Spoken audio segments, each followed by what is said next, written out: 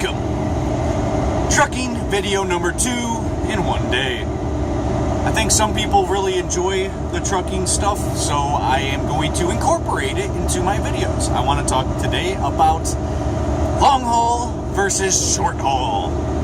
And everyone's experience is going to be different, so I'm going to explain my experience, and I'm also going to explain what's more apt to happen. So, the general gist is that long haul is going to pay less cents per mile. But the general gist is you're going to have a higher mileage to make up for it.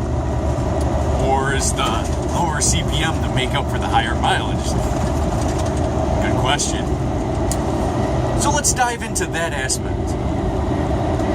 So, long haul, you could go 2,000 miles, let's say from, I don't know, Indiana to Montana, or Ohio to Montana, whatever it would be, like 2,000 miles. And during that period, you load in, let's say, Ohio, and then you don't unload until you get to Montana. That's a long haul. Now, that's not a 100% only thing you'll experience long haul. Yeah, you will experience sometimes a 400-mile trip, but it's less likely. Whereas short haul, you're generally going to be going, let's say, Ohio to, I don't know, what's a one-day trip? Ohio to, let's say you're going from Cleveland to Nashville. That's about 600 miles probably. That would be about a short haul. Alright? 600 miles or less is generally short haul. So this means that every single day you are unloading, then loading. Unloading, then loading. And that's the general gist. And that requires more time off of your 14-hour clock doing short haul. This means you are generally going to have less miles. Generally. Now, the long haul, you can stop at the truck stop at the end of the night or morning, however you like to run. Get up, take a shower, have a coffee, fuel, and go. When you are long haul. So this gives you more of a break. You can probably sleep a lot better because you do your 11-hour drive shift, and you don't have to worry about too much on duty other than fueling for 15 minutes tops. And so your 11 hours is going to go by rather quickly. So you start at 8 a.m. and by 7 p.m. you shut down. That gives you a lot of time to sleep if you're trying to do an 11-hour day every day kind of thing. So 11 hours doesn't sound that bad. To a normal truck driver like me or a short hauler, 11 hours seems like, whoa, yikes. That's it? How the hell do you make money working only 11 hours a day? But they don't have to load and unload every day. So that kind of puts more miles towards their CPM. And when you're a short hauler like me, which I was a long hauler, I just recently, three weeks ago, became a short hauler. Now I'm experiencing less sleep, much less sleep. Get to the shipper at 12:30, wake up and have to unload by 7. It's much. You're not going to get much sleep. Last night I got about 6 hours of sleep. Actually, I got to the shipper around 1 a.m. last night. Had to unload by 7 a.m. So that gave me 6 hours. And then I'm out doing it again. So think about it. When you're unloading, what's the average unload time? Maybe an hour and a half? That's average, right? Yeah, you can get out of there in half an hour. But yep, we've all done the 3-hour plus, right? So let's just say an hour and a half. Or let's say 2 hours. 2 hours to unload, 2 hours to load. That's 4 hours a day. 4 hours hours every day that you're waiting, and you're screwing up your 14-hour clock. Now, of course, there's ways to go around this. You don't start your clock until you're headed to the next location, whatever, right? There's many ways to go around this.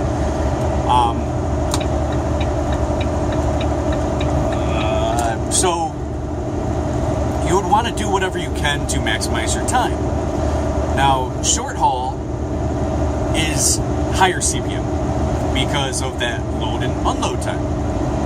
So you're going to get a higher cents per mile with probably less miles. Not necessarily, but probably less miles. I think me, I'm short haul, so I work for a fleet. So it's a little different. I don't get governed. My miles per hour doesn't get governed much.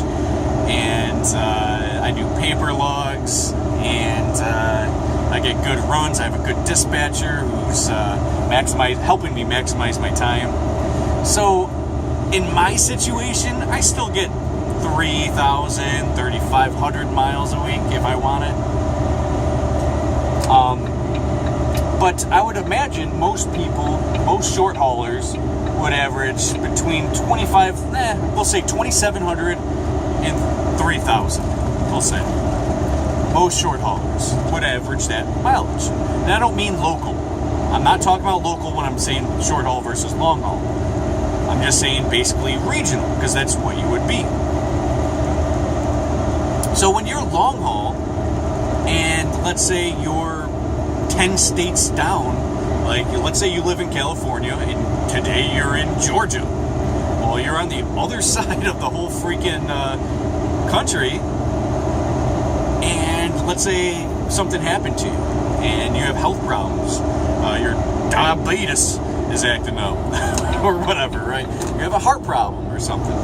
Well, if you're the type of person that believes in the hospital system and they're helping you and you want that help, well, you don't want to be that far away from your doctor. You would probably want to rather be short haul, because the long haul would take you 3 days, 4 days to get back, right? And that would be rough. That would be rough to be 3,000 miles away from home and you just had a stroke. Rough. And this is like maximizing, like you lived after it, and it's rough, and probably don't want to be driving that much after a stroke. But anyways, if you were short haul, you're not much more than a day away from where you live, right? So if you like your area, like let's say you're down south and you really don't like wintertime, to drive in the wintertime and in the snow and shit like that, well, you don't have to, right? Because if you are a short hauler, you only have to go X amount of distance away from home. Let's say you lived in Jacksonville. And Jacksonville, where are you going to go? To North Carolina one way, or to another way you would go to Louisiana or something, right? Not that far. Texas, maybe, right? You're not going that far north or whatever, basically north. So you can basically tell yourself or make yourself not have to go through those winters and reduce your miles, because if you're going through a blizzard, yeah, you're not able to go maximum MPH. You're going to be left behind. And you might even be told by your dispatcher that they don't want you to risk it, right? And then you have to sit for the day. You don't want that.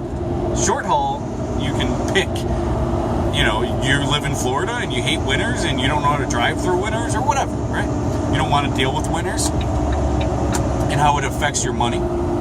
So just stay short haul,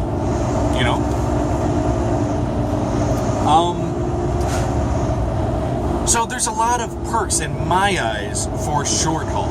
However, you're going to be working a lot harder.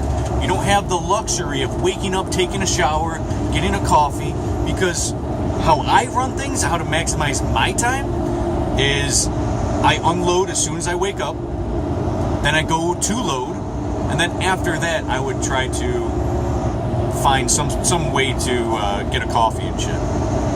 and shower and all that stuff, which I haven't done yet because I'm actually going to a second drop yet now. That's why I'm wearing the same clothes, because I haven't had an opportunity to shower. I'm not just going to put on some clean clothes on a dirty body. Anyways, the point is that it's more laid back and it's more comfortable doing long haul than short haul. But there's some issues with it, with your cents per mile and other things. And you kind of got to weigh which one works for you a little bit more. For me, I prefer short haul. This has only been my 3rd week, so I can't say that with certain, because we'll see after a year and a half or something of short haul. But as of right now, I think I hit the fucking jackpot with my job. And I get paid high amounts of money. Like I said, I can pick my hours. I can pick how I want to be ran.